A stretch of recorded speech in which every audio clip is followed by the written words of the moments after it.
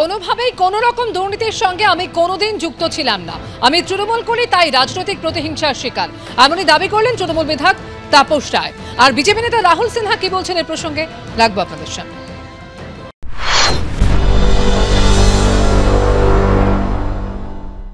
আজ পর্যন্ত কোনোদিন কোনো অপরাধী বলেছে যে আমি অপরাধ করেছি? অতএব যদি দোষ না থাকে তাহলে ইডি বাড়িতে যেত না, এতক্ষণ তল্লাশি করতো না, আর সেখান থেকে যা কিছু পাওয়া গিয়েছে সেটা যথেষ্ট উপযুক্ত, এবং আগামী দিন এর পরিণতি কি হবে সেটাই আমাদের দেখতে হবে। আরে যদি প্রতিহিংসা হয় তো আদালত তো আছে, আদালতের নির্দেশে ইডি এই কাজগুলো করছে। অতএব আদালতে গিয়ে বলুক না কেন যে প্রতিহিংসা করে বিজেপি এগুলো করছে। গতকালই আমরা দেখেছিলাম ইডি ত্রিফলা অভিযান চালায় একেবারে, এবং ইডির এই তল্লাশি অভিযান প্রসঙ্গে তৃণমূল কংগ্রেসের তরফে কুণাল ঘোষ কি বলছেন রাখবো আপনাদের সামনে।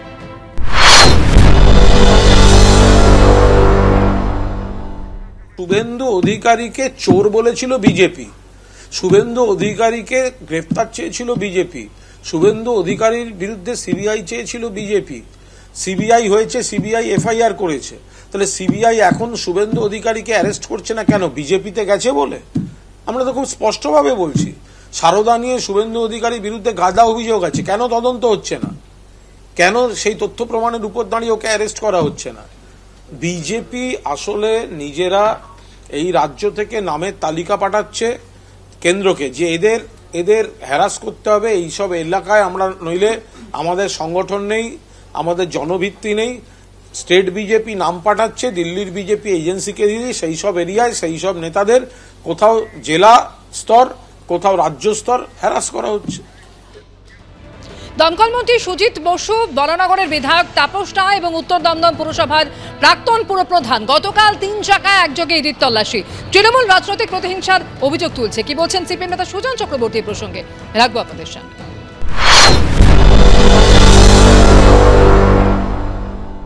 এখন মুশকিলটা হয়েছে কি, তৃণমূলের নেতাদের দাবি করতে হচ্ছে যে আমি যুক্ত না, এটা কেউ বলতে পারছে না যে আমাদের দলের কেউ যুক্ত না, এটা এখন বলতে হচ্ছে আমি যুক্ত না।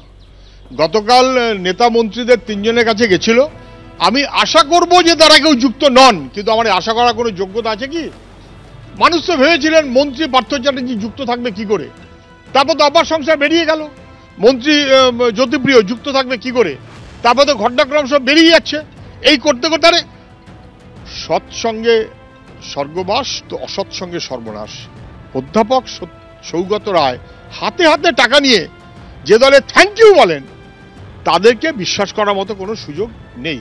বিশ্বাস করতে চাই, কিন্তু বিশ্বাসযোগ্যভাবে তৃণমূল অথবা বিজেপি চলে না এবং চলতে পারে না।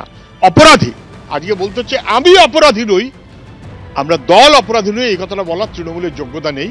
ফলে প্রত্যেকে জানে যে বাকিরা অপরাধী।